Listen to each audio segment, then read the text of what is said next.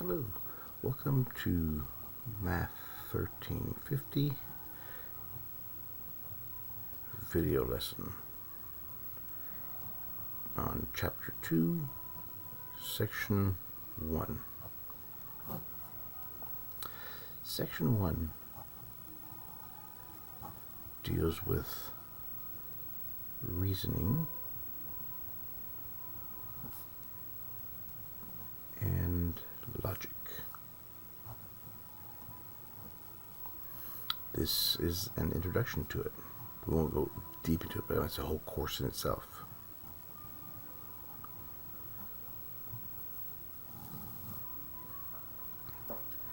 Logic deals with testing the validity or invalidity of whether a statement is valid or invalid. So we begin with defining what is a statement.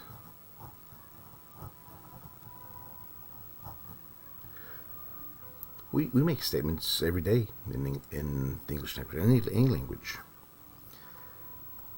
So, but in logic, we have to use a certain type. In logic, statements are either true or false, not both.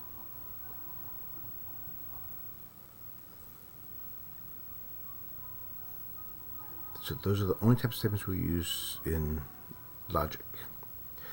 We don't use exclamations. We don't use opinions. And we don't use questions. So, do not use. Because these cannot be determined whether true or false. Exclamation is like fire.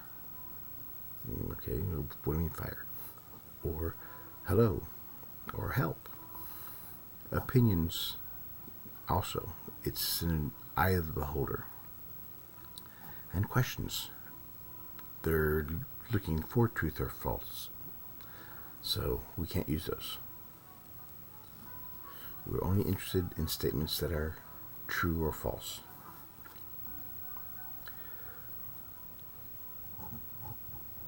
Statements are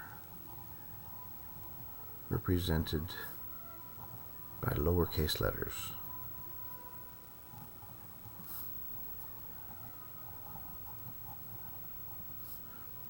Typically we use R, Q, R, P, S, T.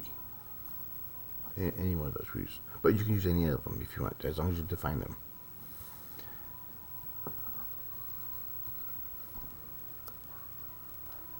Now, a statement can have a negation.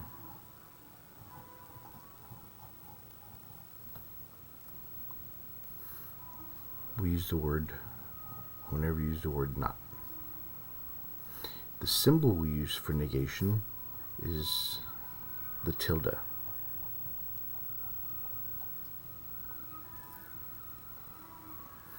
So for example, if the statement is today is Saturday, the negation of it is today is not Saturday.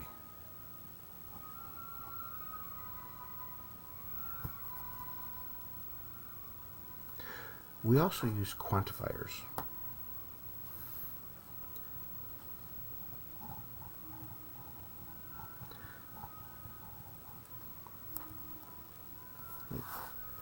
What are quantifiers? Quantifiers are words like all, none, or no, and some.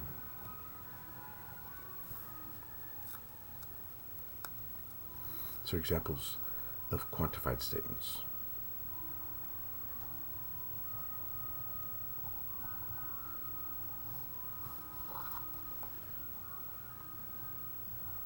So here's the statement, and I'm also going to give you an equivalent statement.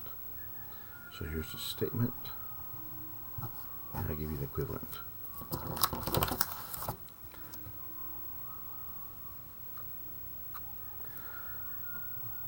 All x are y.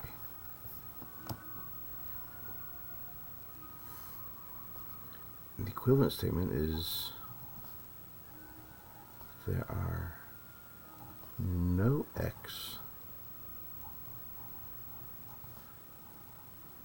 that are not y.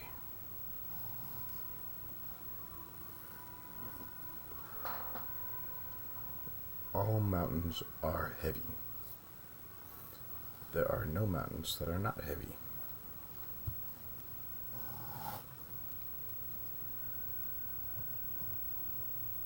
Some x are y.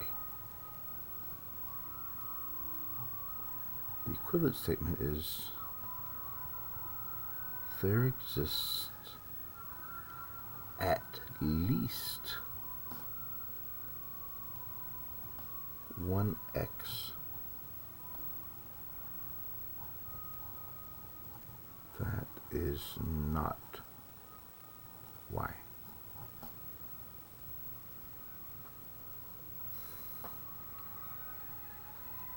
Some birds are large. There exists at least one bird that is not large.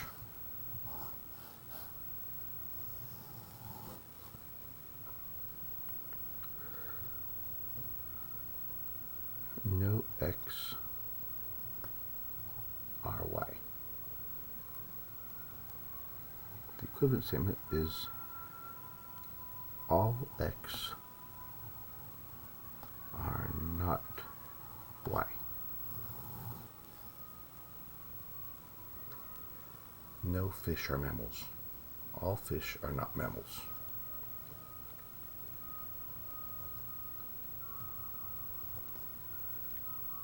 Some x are not y.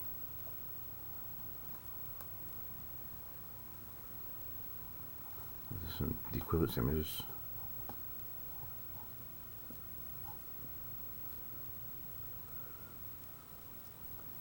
not all of x are y.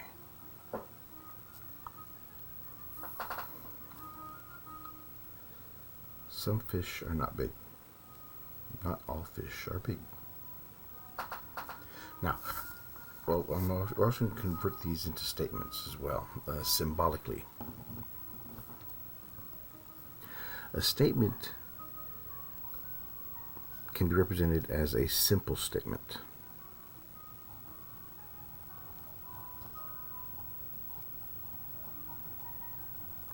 Simple statement is just the smallest part of a statement to be proven true or false.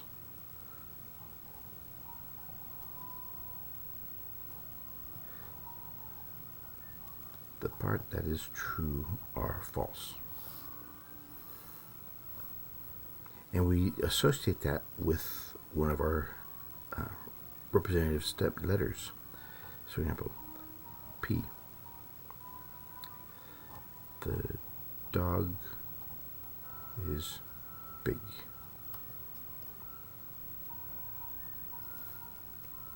So that way we can use the negation. P. This is not P. The dog is not big. Alright, so we have quantifiers. We can represent any statement. We can shorten that instead of having to write the dog is big or the dog is not big. We just now, once we define it as a letter, we can now reference that letter for future reference. Alright. Now let's get. We also use connectives. Examples of connectives are and, or, if then, and if and only if. This is when we talk about connectives in logic, what we're looking for are to combine two or more statements together.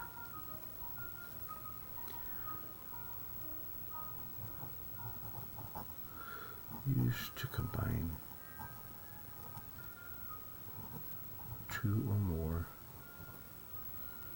statements together.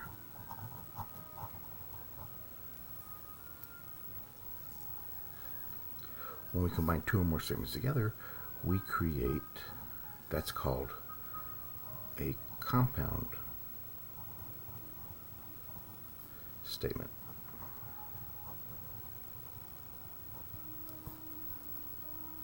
So when we combine two or more statements together, we create a compound statement. Now, what is a compound statement used for?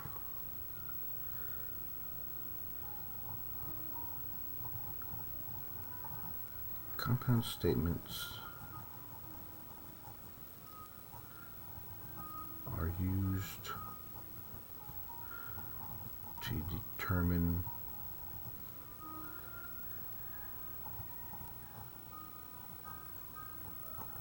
validity. In other words, a valid statement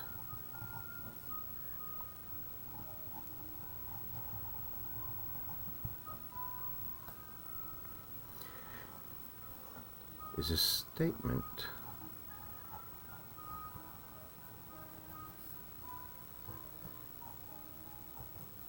that has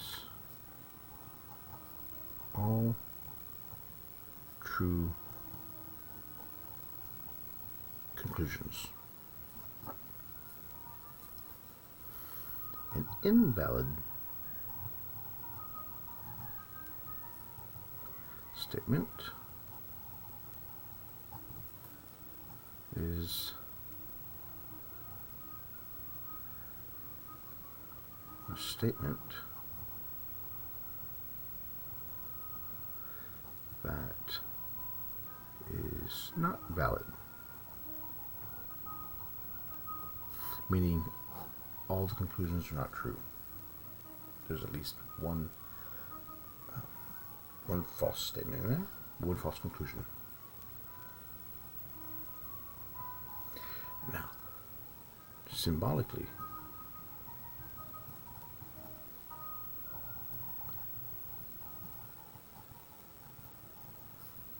symbolic representation of connectives.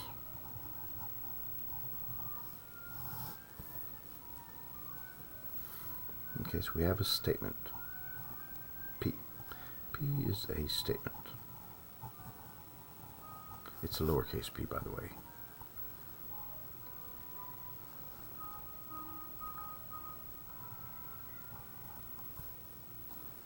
The tilde makes it a negation. So when I have P, this makes it not P. We can discuss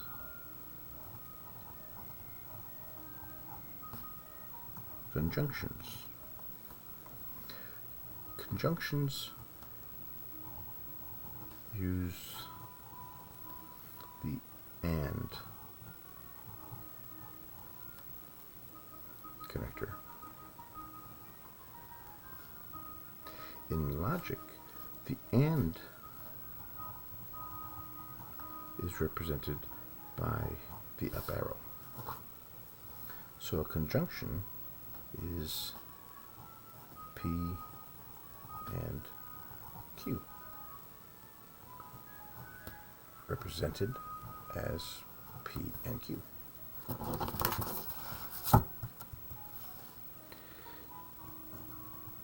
disjunctions.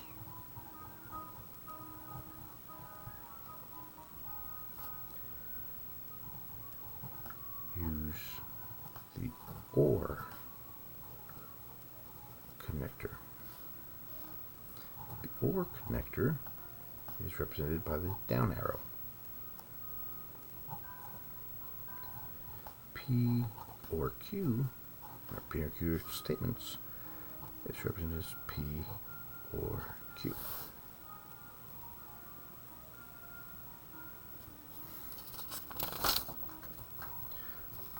Right. A couple more.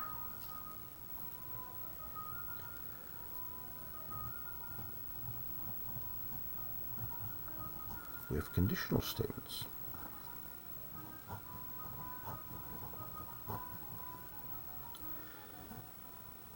Conditional statements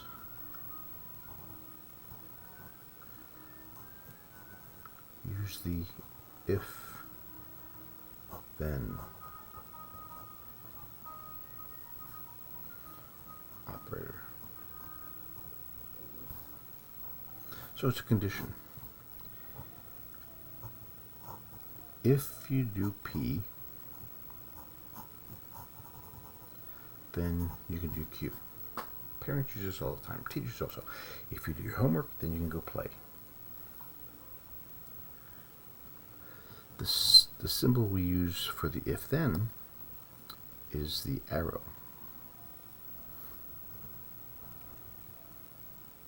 That's the symbol we use for it. So, if P, then Q. Or P implies Q.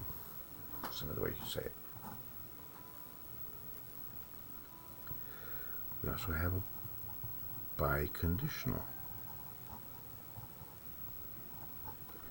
statement.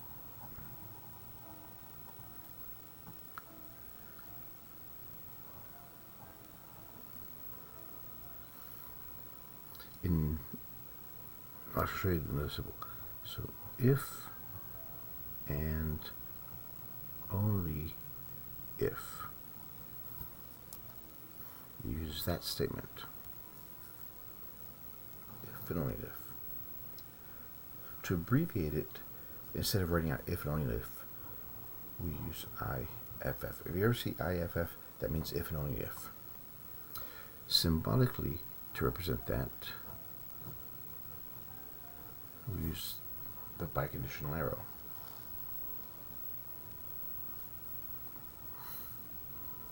So P, if, and only if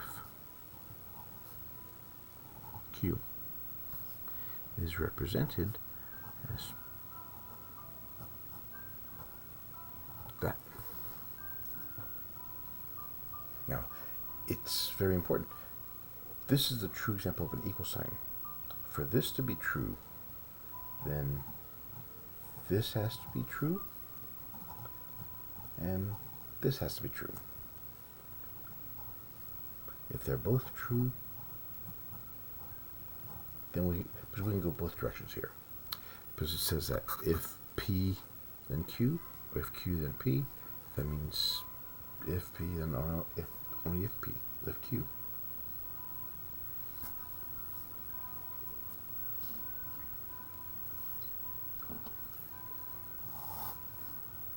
So we looked at negation,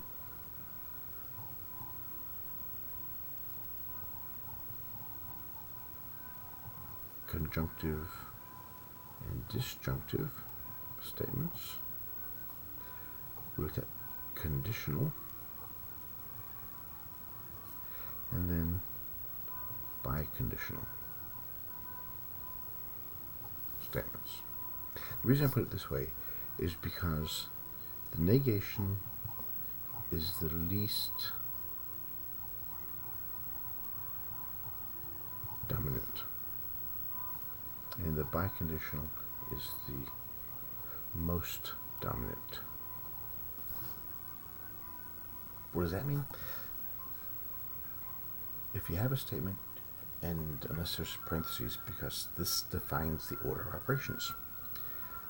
The most dominant, the ones you have to do first, are the biconditionals, then conditionals, then conjunctive, disjunctive, and then the negations, in that order.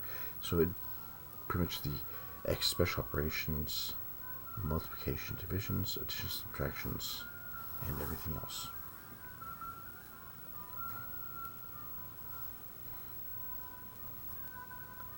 Alright, we also,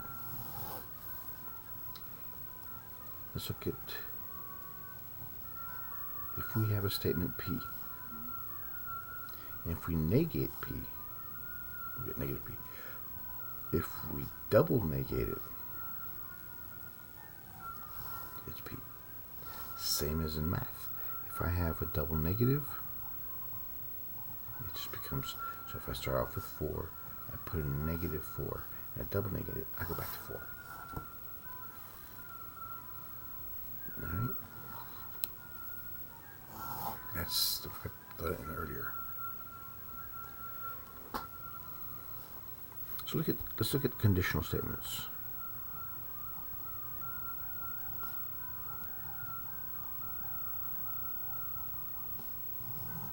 So let's see if P then Q.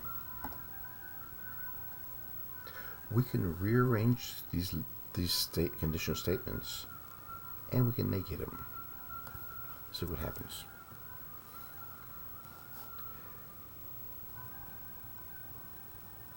The converse of this conditional statement means that we just flip them around. If Q, then P. The inverse of a conditional statement is just negate P and Q.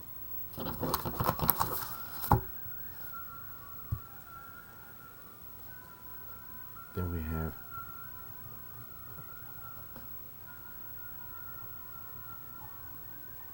the contrapositive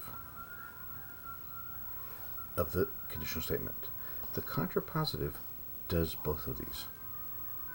We flip them and then we negate them. So if P then Q, the contrapositive is we flip them around first. So if P then Q becomes if Q then P, and then we negate them. So the contrapositive is both the converse and the inverse of the statement.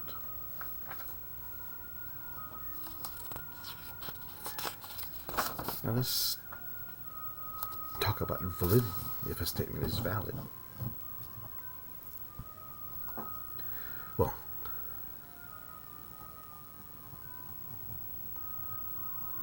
statements are either true or false.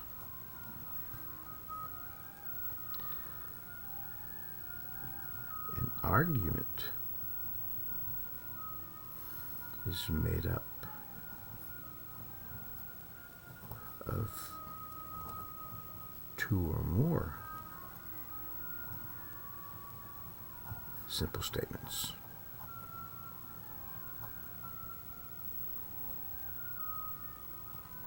An argument has two parts.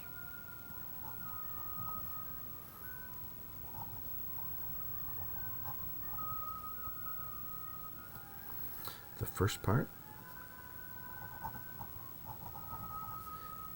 is the given statement, or the statements, it could be more. We call those premises. And we have a conclusion based on those premises.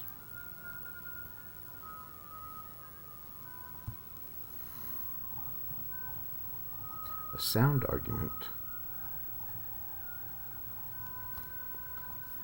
is an argument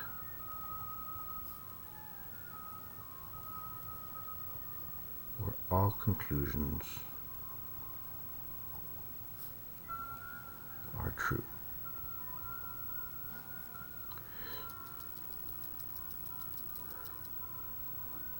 We also, okay, so a statement, an argument that has all true conclusions is called a tautology.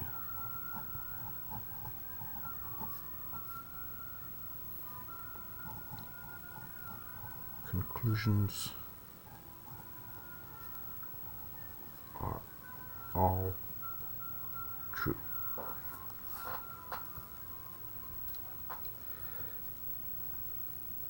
And an invalid argument is an argument that is not valid. Okay, here's some examples, and then we'll start doing the homework problems. Here's some examples of valid arguments.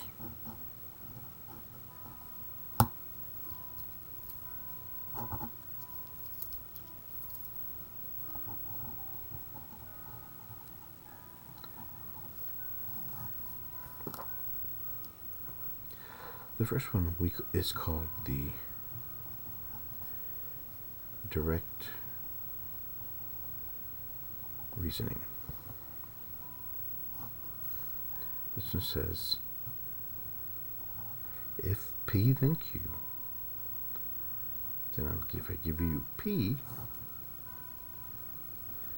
then the answer must be Q. This statement was one of the first ones ever discussed by Aristotle way back then. He called this modus ponens.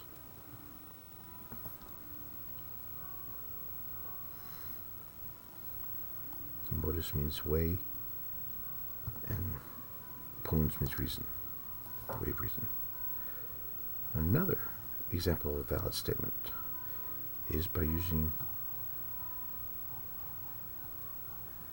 contrapositive reasoning.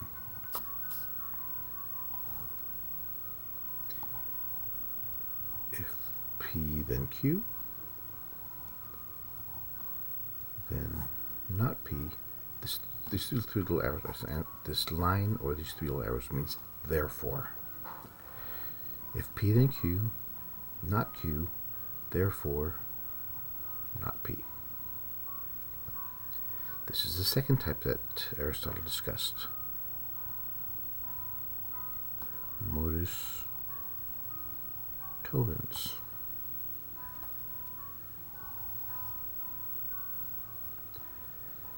Then we have disjunctive reasoning. Get my pencils out of lead. Okay.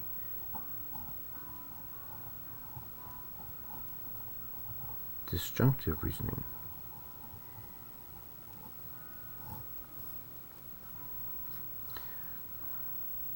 So, disjunctive is the or statement. P or Q, not P, therefore Q. P or Q, and not Q, therefore P. What this one means is simply this: is if I have a choice of either A or B, if I have the car or what's behind door number 1, and I don't pick what's behind the car, then I automatically take what's door behind number 1. I didn't reject it, I just didn't pick, I just chose the other one instead. So if I have the car or the what's behind door number 1, I don't want what's behind door number 1, then I'm taking the car. We're going to see invalid arguments in a second.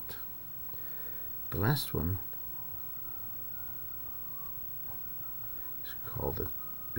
is a valid argument by transitive reasoning. If P, then Q. If Q, then R. Therefore, if P, then R. You probably heard this before as if A, then B, if B, then C, then A, and C. Yeah, that's where it came from. So those are examples of valid arguments.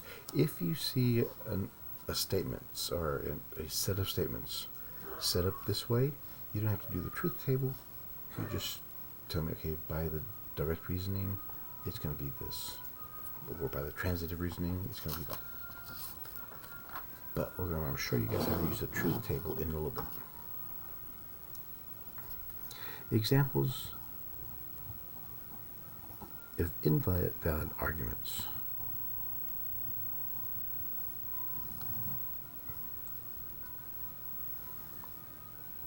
The first one, fallacy of the converse. Fallacy simply means it's invalid. If a statement is invalid, then it's a fallacy.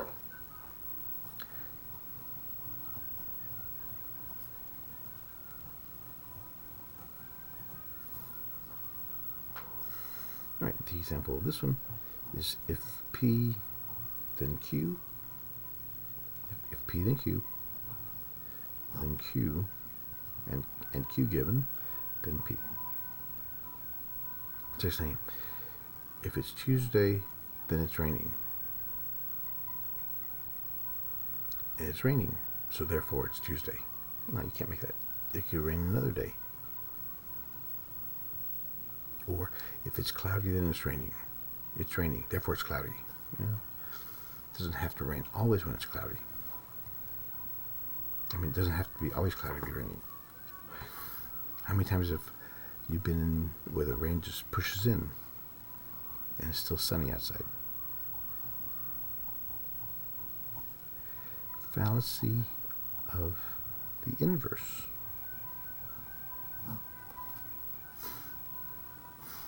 Or if the sun's out and it's hot, the sun's out. You could be in a building.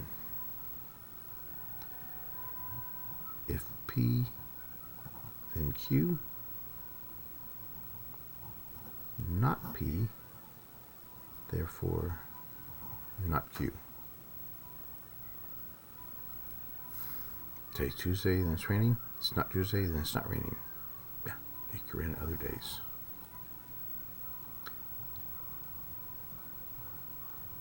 Misuse of disjunctive reasoning. Remember, disjunctive deals with the or statement. P or Q. P. Therefore, not Q. P or Q. Q. Therefore, not P. You can't negate the others just because you picked one. It still exists, but you just didn't pick it.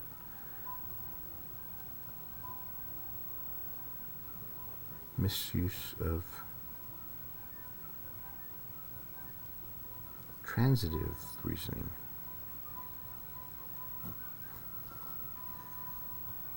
If P, then Q. If Q, then R.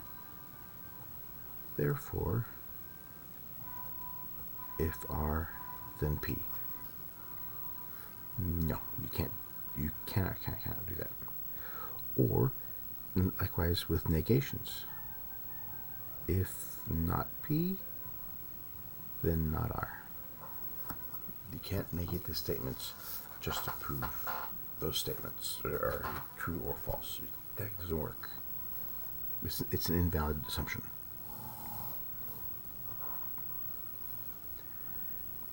So let's look at truth tables. Truth tables are used to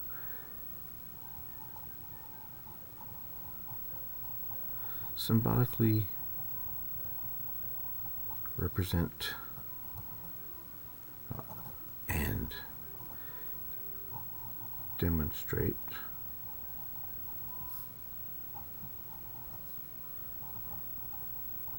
the logical flow of an argument. Now, for an argument to be valid, it's got to be all true. So let's look at the conjunctive first. Let's look at the or statement. Remember, the or statement uses the down arrow.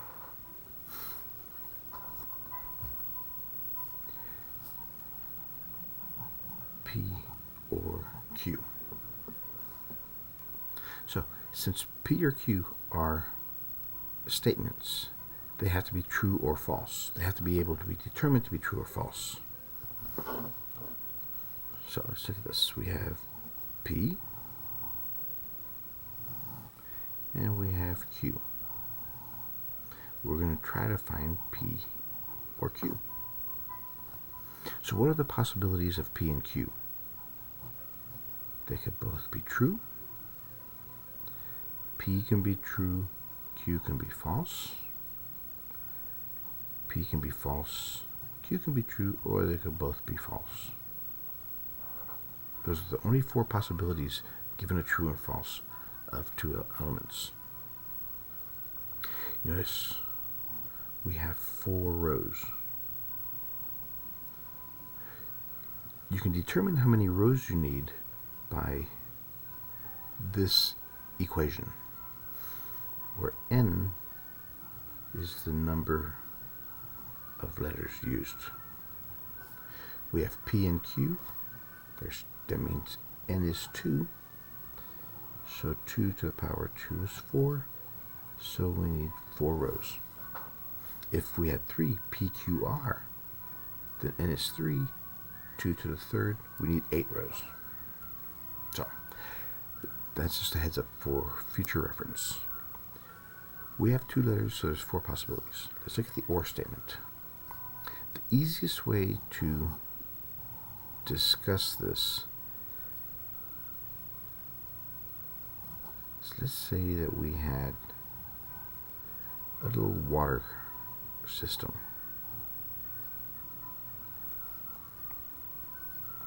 And on this side, we had a shutoff valve. We call that P. And on this side, we had another shutoff valve. We call that Q. If it's open, that's true. It means water will go through. If it's closed, that's false. Those are the so if water goes through, it's open, that means it's T. If water comes out, we'll call that true. If water does not go out, we call that false. All right, so if we pour water in both of these tubes, if they're both open, will water come out? Yes. Because we can pour water here or here. So if we pour water in both of them, this one's open, this one's closed, will water still come out? Yeah. If the first one's closed, the second one, and we still pour water in there, will water come out? Yeah. The only time it won't let water go through, if we close both of them and pour water, will water come out? No. So there is the or statement. All right, now let's look at the and statement. The and statement is the up.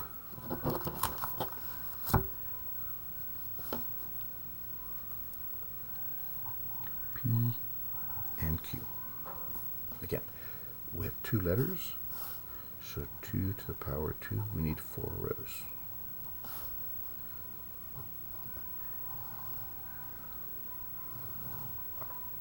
Our letters represent true, true, true, false, false, true, or false, false. We're trying to determine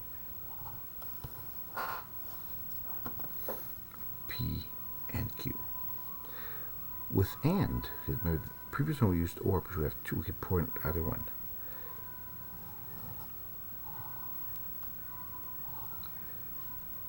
So we have 2 cups of water. We could pour it here or pour it here. Now, if we have the 2 cups of water, and only have one pipe, they both have to go in there. Cup 1 and cup 2 have to go in the same tube.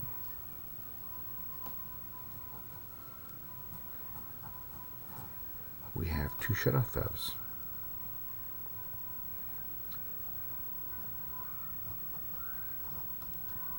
We call the first one P, the second one Q. Same as last time. If it's open, we call that T. If it's closed, we call that F. If water comes out, that's true, it's good. If it no water, we call that false, it's not good. So, if the first one's open and the second one is open and we pour water, will water come out? Yes. If the first one's open, the second one's closed, will water come out? No. If the first one's closed and the second one's open, will water come out? No. If they're both closed, will water come out? No. So the only time it's true is if they're both open. So that's the AND statement.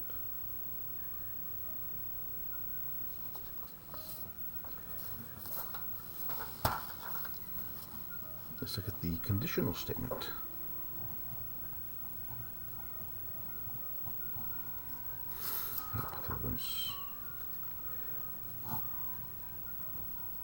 The if,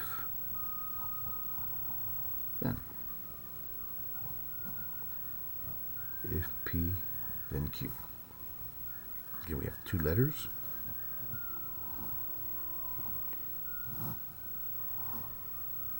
So we're going to have 2 letters, gives us 4 rows. If P, then Q. Now, the diagram for here,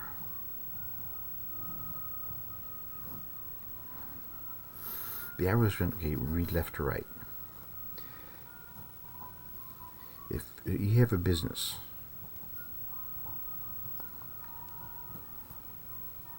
this is making lots of money, this is making ends meet. In business, as long as you break even, that's good. So if you stay the same level, that's good. T is good, F is bad. This is the outcomes. So if I start off with T, end with T, that's good. So my outcomes are TT, TF, FT, FF. So staying the same, that's good. Staying the same, that's good. At least I didn't go bankrupt. True and false. I start off good, ended up bad. That's not good. That's bad. So if I started off here and ended up here, that's increasing, so that's good. So there's the conditional statement.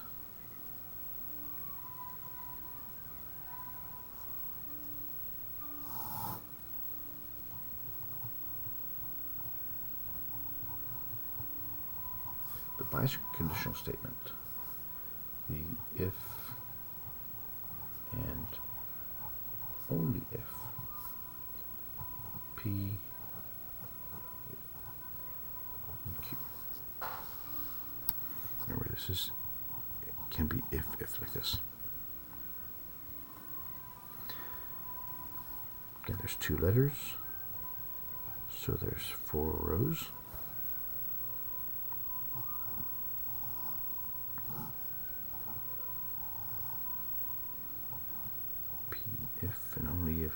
Q, true, true, true, false, false, true, false, false. So, now what this means, remember what I said earlier, that this one to be true, you have to be able to go from P to Q, and then from Q. They both have to be true. So true to true is true. If I go T to F, F to T, these are conditional statements. Let's look it up here. If I go T to F, that's F. Go F to T, that's there's different answers. So since they're different answers, I can't say it's good. As long as it's the same, it's good. So if I go from F to F, that's F.